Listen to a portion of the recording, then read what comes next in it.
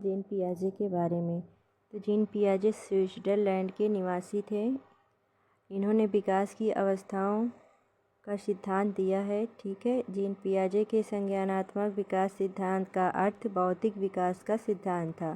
पियाजे के अनुसार सभी बच्चों में बौद्धिक विकास चरणबद्ध तरीके से होता है। फिर है पियाजे के अनुसार जैसे जैसे बच्चों की उम्र बढ़ती है उनकी बुद्धि का विकास भी बढ़ता रहता है। अर्थात प्रत्येक बच्चा पहले सरल चीज़ों को सीखता है, फिर बढ़ती उम्र के साथ कठिन चीज़ों को सीखने लगता है।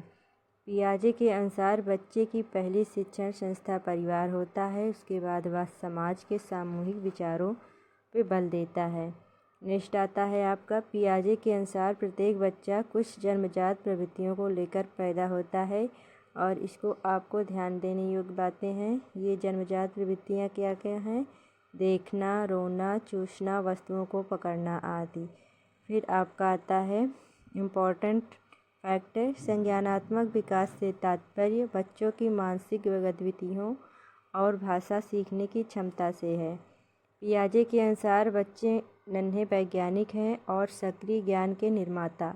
बच्चे संसार के बारे में अपने ज्ञान की रचना स्वयं करते हैं।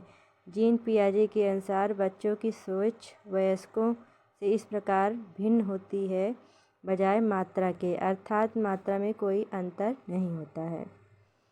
पियाजे के अनुसार जब बच्चों में जैविक परिपक्वता आती है तब वह वस्तुओं के बारे में अपने दिमाग में धारणा बना लेते हैं। पियाजे कहते हैं बालक में बुद्धि का विकास उनके जन्म के स्थान से जुड़ा होता है। संज्ञानात्मक विकास के सिद्धांत के महत्वपूर्ण तथ्य। असंज्ञान देखिए क्या होता है। प्राणी का अस्थायी और विस्तृत ज्ञान जिसे वह वातावरण से ग्रहण करता है, यानी कि प्राणी का अस्थायी और विस्तृत ज्ञान जिसे वह वातावरण से ग्रहण करता है।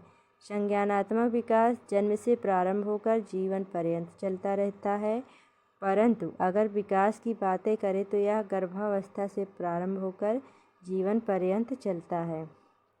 संज्ञानात्मक संरचना किसी भी बच्चे का मानसिक संगठन या मानसिक क्षमताओं का सेट संज्ञानात्मक संरचना कहलाता है। मानसिक संक्रिया बच्चों के द्वारा किसी समस्या का समाधान करने के लिए चिंतन करना मानसिक संक्रिया कहलाता है। निष्ठाता आपका है संगठन, ऑर्गेनाइजेशन।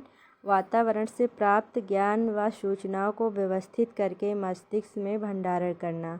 बच्चे में फिर आता है संगठन करना, यानी कि जो भी वो वातावरण में देखता है और उन सूचनाओं को व्यवस्थित करके अपने माइंड में सेटअप करता है। फिर आपका आता है स्कीम्स।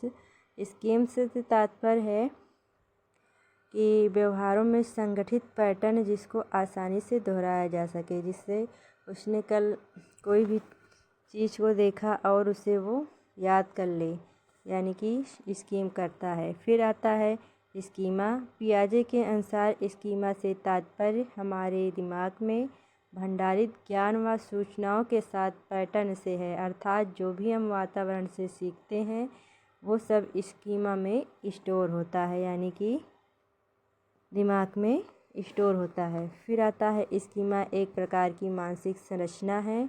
नेक्स्ट आपका आता है अनुकूलन, एडॉप्शन। प्राणी के द्वारा अपने आप को परिस्थिति में ढालना अनुकूलन कहलाता है, अर्थात वातावरण के अनुसार अपने आप को ढालना। अनुकूलन की दो प्रक्रिया होती है। फर्स्ट होती है आपका आत्मसातकरण, यानी कि समावेशन। पूर्व ज्ञान जानकारी को नवीन ज्ञान जानकारी से जोड़ना बिना परिवर्तन संशोधन के, यानी कि आत्मसातकरण क्या होता है? पूर्व जानकारी को नई जानकारी में जोड़ना, यानी कि बिना परिवर्तन के। फिर आता है इसमें हम पूर्व की जानकारी में नई जानकारी शामिल कर लेते हैं बिना किसी विरोध के। दो चीज़ों में अंतर न कर पाना। समायोजन लास्ट आपका है।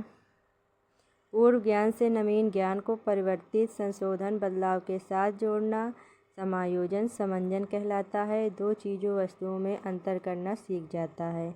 आत्मसातकरण जो है आपका समावेशन और समायोजन के मध्य संतुलन तालमेल बैठाना या स्थापित करना। विकेंद्रीकरण एक ही समस्या को भिन्न भिन्न प्रकार से समझने या समाधान करने की क्षमता विकेंद्रीकरण कहलाती है। विकेंद्रीकरण क्या है? एक ही समस्या को भिन्न भिन्न प्रकार से समझने या समाधान करने की क्षमता। यह क्षमता बच्चे में जन्म के समय नहीं होती है, जैसे जैसे वह बड़ा होता है यह क्षमता उसी में आने लगती है। संज्ञानात्मक विकास की अवस्थाएं जीन पियाजे ने 4 अवस्था बताई है। ये आपको नेक्स्ट वीडियो में बताया जाएगा।